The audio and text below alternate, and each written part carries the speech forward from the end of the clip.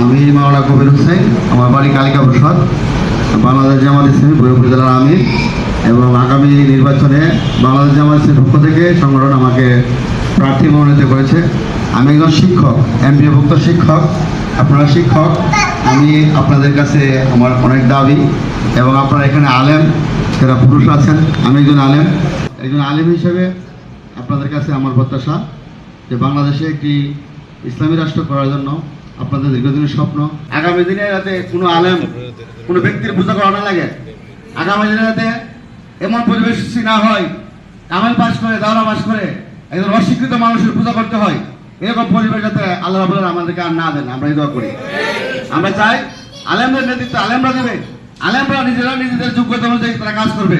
আলেমরা যার যে অভিজ্ঞতা আছে যোগ্যতা আছে ওই যোগ্যতা অনুযায়ী ওই চেয়ারে বসবে।